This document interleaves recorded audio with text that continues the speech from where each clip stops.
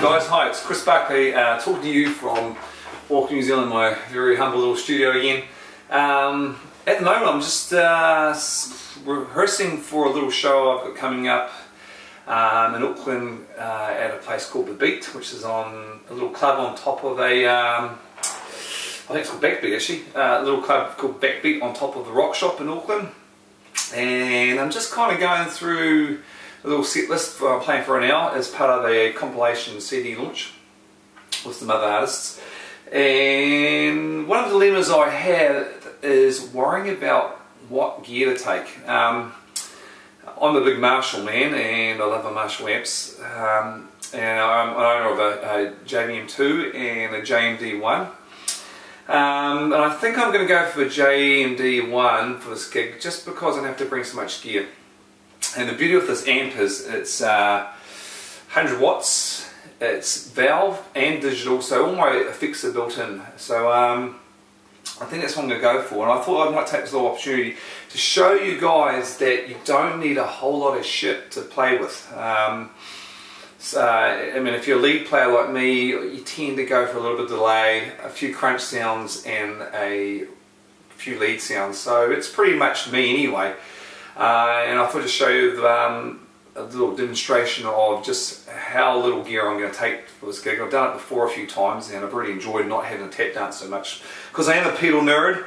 But just for this opportunity I thought I might show you what an inexpensive Marshall head can do, and just maybe adding a few pedals to complement the sound.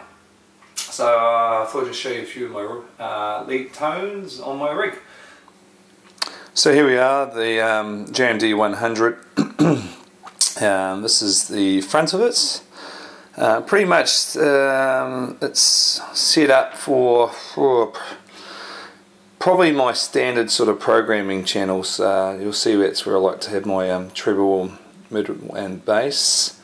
I tend to have things down a little bit. A few of my presets with the foot controller, I do have the middle scooped out and the bass and the treble up a bit, but it depends on how much, so much chunk I want in my lead sound. So this is a quick front view of the panel. And you can see some of the EQs. Really important to talk about on this amp is the volume. It's not the master volume, but I don't know if people understand that you really need to have this cranked up to get the valves going in it. So that's always on full. Because it's so loud, you've got to have the master down quite a bit. So it's getting pretty loud even on that. So that's what I tend to have mine set up. If I'm mic'd, it might be a little bit more. Again, this sort of cranks the amps a little bit more, so it gets to a little bit of a, just seems to click in, it hits a sort of sweet spot once it's up a bit. Really important to run these things hot. Before I play, I had these things on really a long time, hours on before I go on. Valve amps need heat, and they just sound better when they've been on for a while. So if I touch this right now, it's probably, yeah, she's getting pretty hot. So it's probably been on for about 45 minutes. This here is, this is the amp sort of presets, and it's basically looking at all the Marshall great amps. You've got your full, your deep, your classic, vintage, your neutral, within all the full parameters of clean, crunch, overdrive, and lead. I tend to love this one here, this classic setting here. I use that one a lot. I also use this one here, deep, for my lead. It tends to be one I use a lot. I also use this vintage sounding sort of setting a lot too, so for more bluesy stuff. But at the moment I've got it on this because I actually switch to that open channel sometimes for foot control.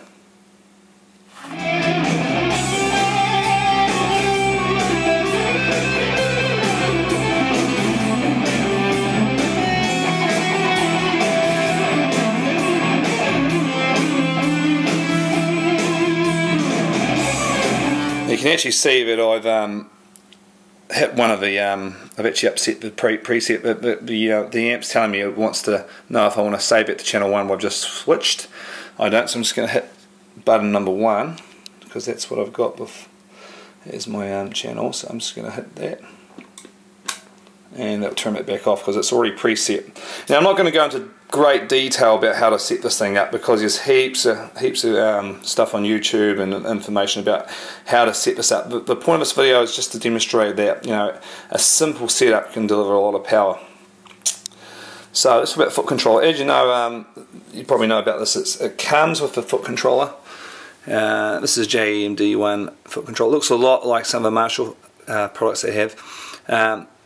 And what I set up is it's pretty much just, you know, lead, a sort of real crunch, and maybe a little bit of vintage sort of overdriven sound. And that's pretty much my tone. So if you're a lead player and you're playing in a lot of instrumental lead and that sort of thing, that tends to be the thing I'll go to. And you can see a couple other pedals I'm going to use. And so this is a CS-3 compression sustainer pedal from Boss. That is, for me, a little bit of a secret weapon, and I'll talk about it in a minute. Here I'm using the Crybaby Wah. I've gone for the classic. I've sort of going for this one here because of the warmth. It seems to be quite warm to my ears. It's got a different inductor in it than, say, this one here. Let's see if I can grab this one. This is what I've been thrashing quite a bit, you know, the old standard. This is really old. It's had a lot of work. It's been replaced, fixed on, bits and pieces taken out, put in. But I'm tending to go into this sound. I quite like the sweep in it, and that's pretty much all I'm going to use. And I've used this for quite a few gigs. I'm just going to demonstrate to you how powerful, you know, this very simple setup is.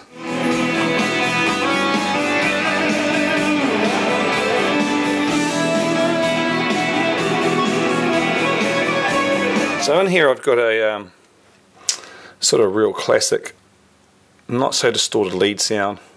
In fact, all my lead sounds aren't very distorted at all. The gain's not ultra high, it's just past 12 o'clock on the preamp. But the trick is, with this pedal here, if I turn it on, is it just makes everything smooth, and it's like a boost. I use it like a boost, and it doesn't really, you know, it keeps everything the same, compresses it, and one of the most important things about this amp is its noise gate. Now the noise gate's amazing because it kills the sound, and I control the noise gate with the modulation depth control, as you can see there, and that acts as a threshold, and that's pretty much what I have it at. Depends on volume I've got, but where I'm playing I might have to change it a little bit, but it's pretty much around that sort of area anyway. And also depends on how much I dial in on this compression sustainer compression pedal, compression and sustainer pedal. So that's influences my tone and the noise gate quite a bit, because I like to kill the sound if I can, and it's actually, you know, it does make things like sweep picking and everything sound a lot neater. So it works well in conjunction with this compression sustainer pedal, and that's probably a good thing I go through and just pretty much list this, you know, the 4 or 5 major tones I'll be using.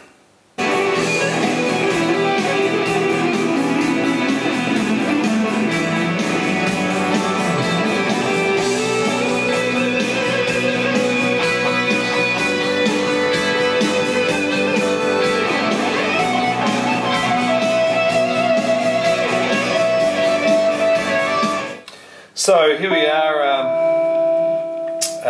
looking down at the floor, you know, a very basic setup. Ignore this pedal here. This is the digital pitch shifter delay. I'm not using that for the show, but as you've got here, you can see it's laid out 1, 2, 3, 4, 5, 6 channels. I programmed a little bit of delay with each channel, just the modulation amounts, program the gate, and program the EQ, so it's all set. So number 1 is my sort of real favourite sort of tone. I think it's switched on. I think it's based on a JCM 800.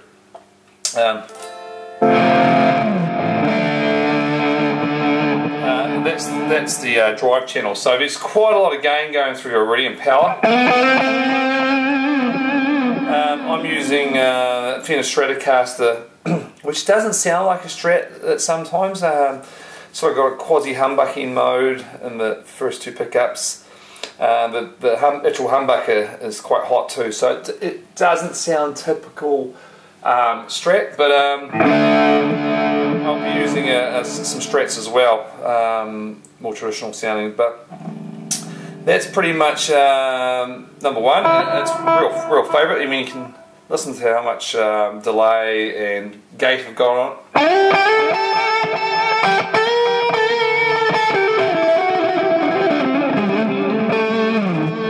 Really nice for legato.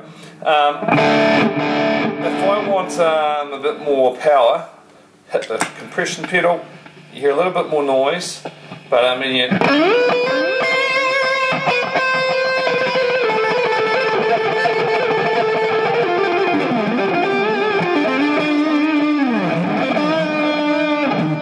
the neck pickup.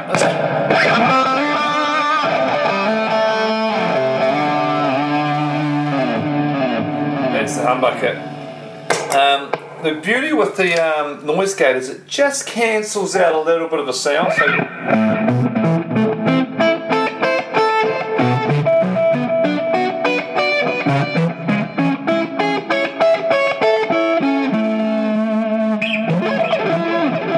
really good for sweep picking. So that's number one.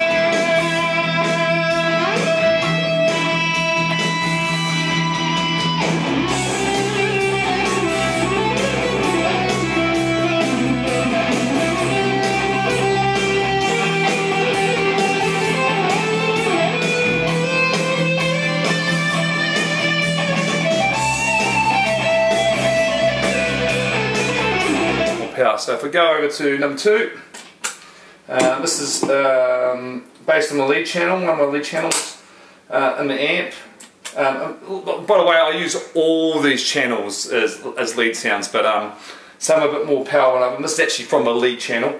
So if I hit the number two, that's one of my favourite settings. Neck pickup again.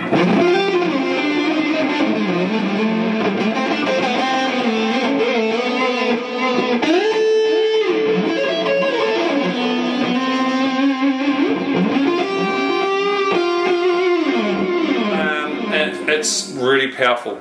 The brilliant thing about the CS-3, if volume is an issue, and the thing with this amp is 100 watts, to get it really sing, it's got to be cranked. If you're playing a small venue and volume is an issue, then the CS-3 is amazing for boosting the signal with not really giving you too much more volume. And you'll get beautiful feedback and harmonics, and it makes it very smooth and buttery, like so when you play. So that's number two again with a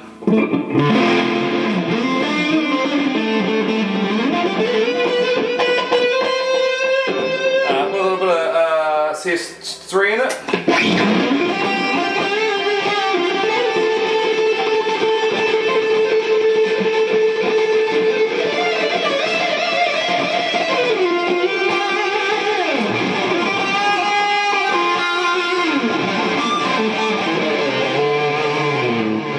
So we've got all that beautiful sounding harmonics in there as well.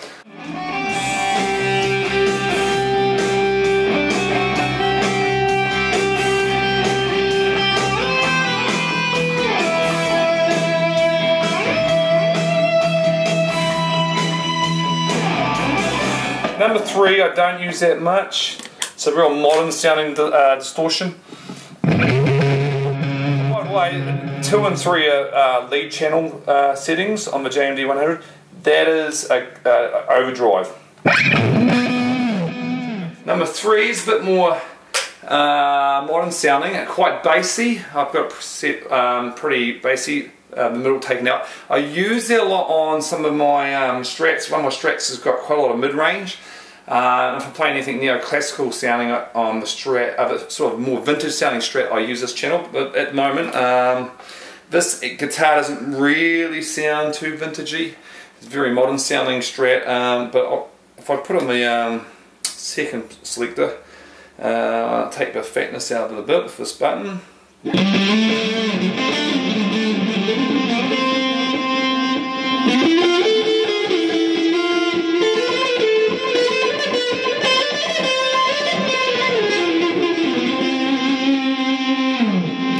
We've got that sort of sound. With some CS2, it's a little, CS3, it's a little bit too in your face, but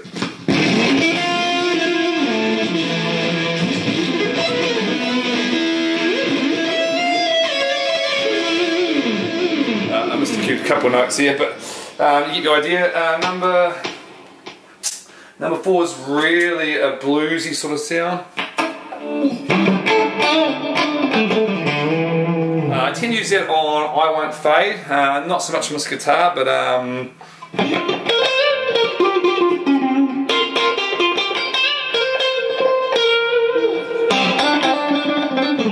again, once I put this compression on, it does fatten it up a bit.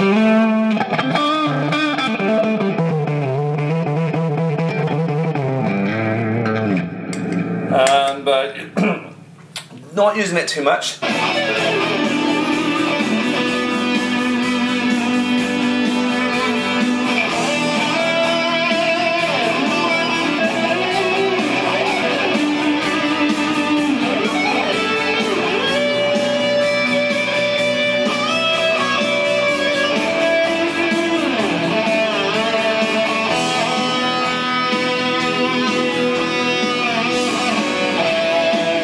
Number 5 is kind of the same as number 2, and this is just the this is like the manual mode. And when I hit the 5, when I play live, it's number 2 with less bass and top. It's more the bass and the middle of taking back the trebles quite high, and it's actually one of my favourite settings.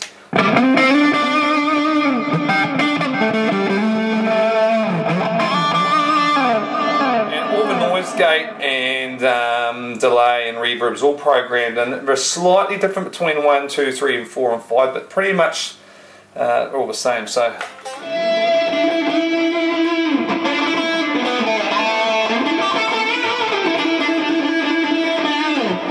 with a little bit of CS3, so sort of comes a bit.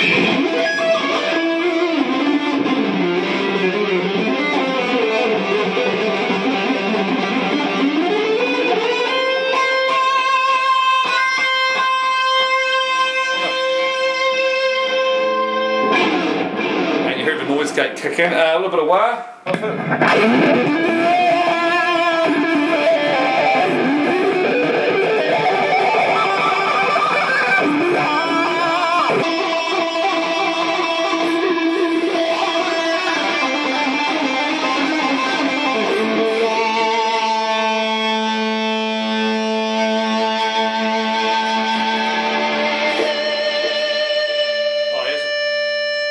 If I want to drop that signal, kill the CS3 with a wah of a 1 pet bar. So that's one of my favourite tricks. So there you go, there's a little insight into some of my sounds and tones.